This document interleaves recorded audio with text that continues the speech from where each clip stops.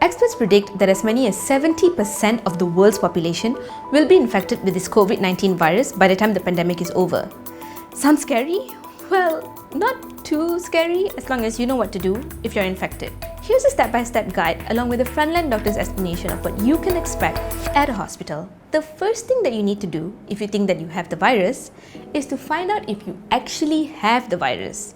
And you can do that from the comfort of your home. Just call or WhatsApp one of these numbers set up by the National Crisis Preparedness and Response Center (CPRC) or head on to this website to speak to one of the doctors online for a consultation. During an outbreak or pandemic like COVID-19, we do want to minimize congregation or masses going to the hospitals.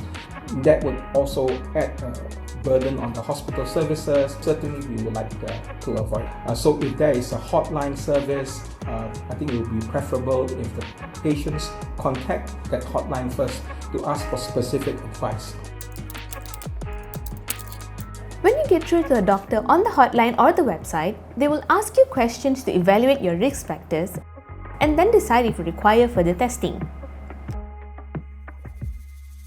If the doctor decides that you do not require testing at this point, then just stay at home and continue practicing social distancing like the rest of us. But if they do ask you to head to a hospital, you can find the list of public screening hospitals on the KKM website. This also means that if you can't get through the hotline, but do have symptoms, you should go ahead and visit one of the hospitals in that list. When you go to the hospital, you'll be first met with someone at the triage center.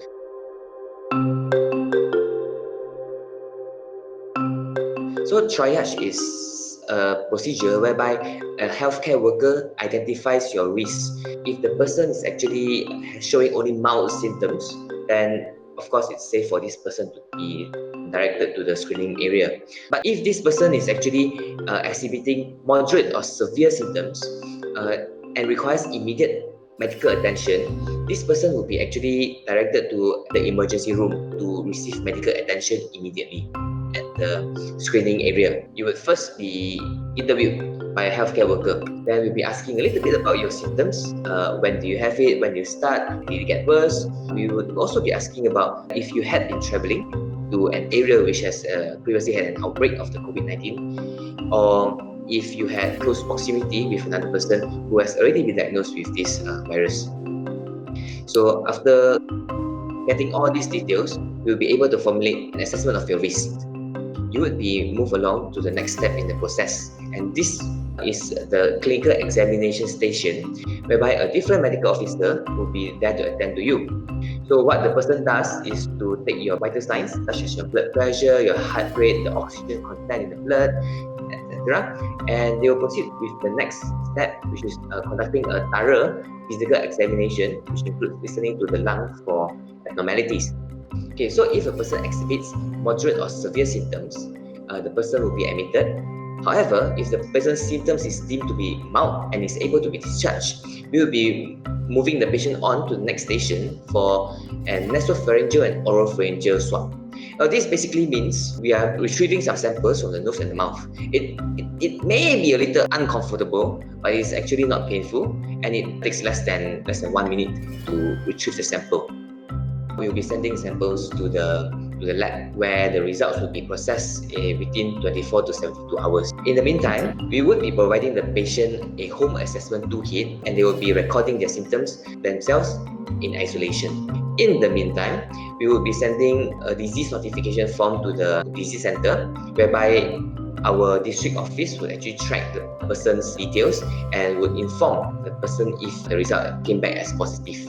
If the results came back as positive, the district office would actually contact the patient to facilitate admission processes.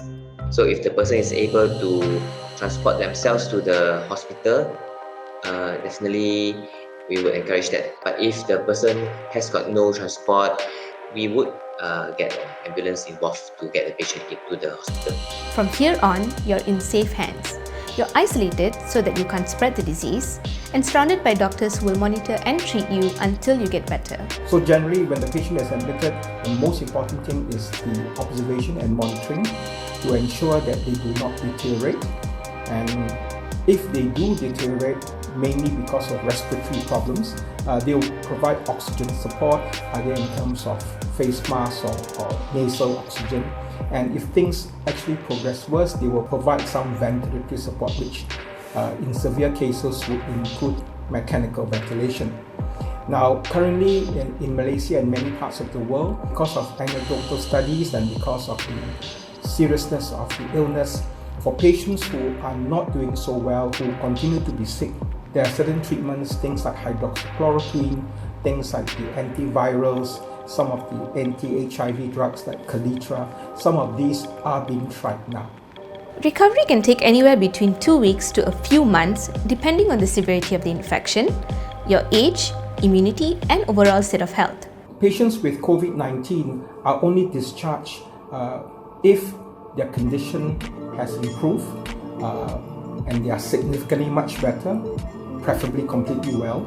But most important is a repeat throat swab or nasal swab that is repeatedly negative, taken 24 hours apart. And that is the main criteria for discharge. So after 2 negative tests taken 24 hours apart, you're discharged. At this point, you should be fine. But one small study in Wuhan suggests that it's still possible for recovered patients to remain contagious for up to 14 days after recovery. So it's probably best for you to keep up the self-quarantine. The good news is that most patients will only suffer symptoms as mild as a regular cold and recover fully. In fact, some experts have mentioned that about 80% of COVID-19 patients will recover on their own without needing any special treatment. But that doesn't mean, then I guess I don't need to get treated lah kan? Remember, one of the main reasons for treatments at the hospital is to make sure that people with the virus are properly isolated, not still ordering takeaways, and to track their recent movements to find out who else could have been infected and isolate those people. That is how the chain reaction of infections will be stopped. There is a chance of developing serious symptoms, especially for the elderly, the pregnant, those with underlying health complications, compromised immunities, but also for apparently young and healthy people. So it's best for patients to be in the hospital to get the help that they need exactly when they need it. So now that you know what to do and why, hopefully we can get through this together with minimum panic.